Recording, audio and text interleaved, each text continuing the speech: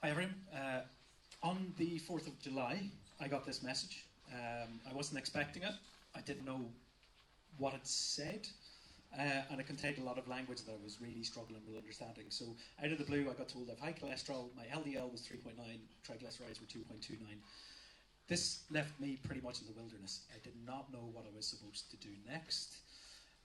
Anyone else have this experience? Yeah, hands going up here as well. So this isn't unique. And what this really tells us is patients don't understand the process for and results of blood tests, which leads to feeling anxious and taking unnecessary actions. And it's not a small problem. How many Rorys are there out there? Well, in our small practice of 3,500 patients, on a typical Monday and Tuesday, we will have 50 patient contacts in and out of the practice asking about my test results, what do they mean, and how do we book appointments next. If we extrapolate that across Northern Ireland, that's over 6.5 million contacts per year, for which patients can feel anxious, they can feel uncertain, and that can lead to poor health outcomes. What we do know as well in practice is that that patients are keen to engage with electronic responses to their care. So in our treatment room, 95% of patients who went through a treatment room wanted to use electronic means to communicate. And if we support them by adapting the wording of the messages and by encouraging familiarity with that resource, over 80% will actually respond to us. So what did we do? We are a group of patients, medical practitioners, developers, innovators and designers. So we used that expertise in the room to conduct user research and map the patient journey. When we mapped the patient journey, we identified that there were two circles where we decided to zoom in to circle B, which is blood tests. So when we zoomed into B, we took the lived experience of not just the patient but also the medical practice staff within the surgeries to identify key pain points that hopefully our solution could resolve.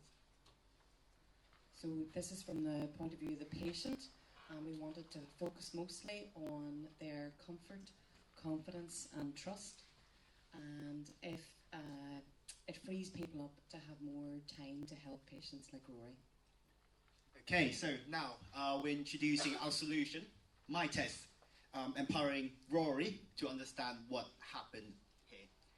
So, due to time constraint, we're going to leave the demo at the end, but I can talk you through what we've produced here. This is a timeline, step-by-step website that is provided to the patient, where the patient can see in what stage is their blood test journey goes. So first of all, the Rory will now know what test they've been requested, and in step 2, Rory will be able to book their own appointment and receive email/SMS notification for it.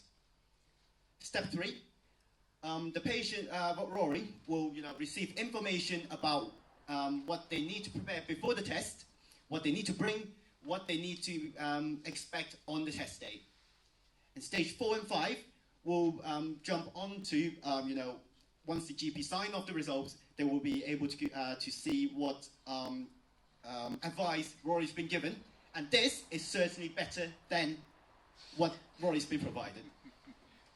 Okay, I'm running out of time. So we're covering from our future developments. We're going to try and expand on the functionalities. We're going to try and scale it to other tests, but also improving health literacy for other patients in other care models. And our next steps will be to test with patients, tackle the digital literacy issue, and do a cost-benefit analysis.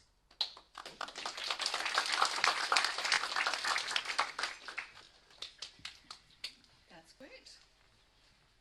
So, questions? Can I just ask, did you build, was there a thing built? Yeah, there is. Yes. That was it. Great. Huh? Yeah, go ahead. Keep going. No, Next go question. Yep. Questions? Questions? I'm a GP, and the problem is there's lots of tests that have very small anomalies in them that we will write normal for patient. My concern is we're going to create worried well, and we're going to reinforce to people that we are just being very macro in our approach. So we are very good at risk stratifying the tests. I'm just concerned that there's a potential to create worry over very small anomalies where people get bogged down in MCVs and MCHs, David. So I'm just interested in how are we going to navigate the journey with the worried well who over-interrogate and go down a rabbit hole and come into me as Dr. Google. Thank you. We're already creating that problem with Rory's text. Oh, I know. So that comes out there. But this can fix it because you can decide what level of information is provided. So whether we provide a test result or the interpretation of the test result, that can be aligned to the health literacy of the individual.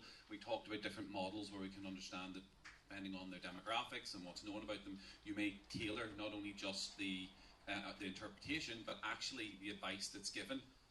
So it could go to an NHS resource that's specifically for somebody of a certain age or of a certain background and or with other disabilities. So yes, I share the same concerns, but we talked about that, and that's functionality that we could remove or adapt. Thank you. A really important problem. I'm just interested about how you mentioned about tailoring to the health literacy. Whose job is it to do that for this product?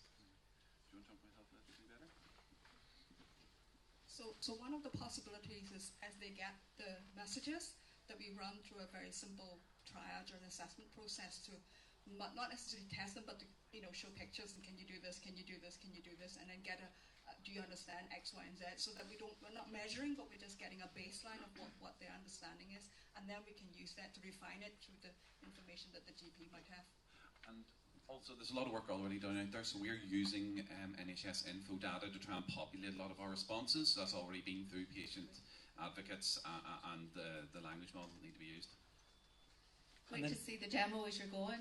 Super quick on that point as well. We focused in what we explained here on the pathway that results in advice at the end of it, which we felt was the most problematic, but the question earlier on about the non-problematic results or normal results also considered the journey for that as well, where we can really tune the language towards don't worry, everything's fine, and make sure that that loop is closed at the end of it, hence the name. That's why I'm sorry, there's a lot of interest here, could have had more questions but don't have time. Well done. Thank you.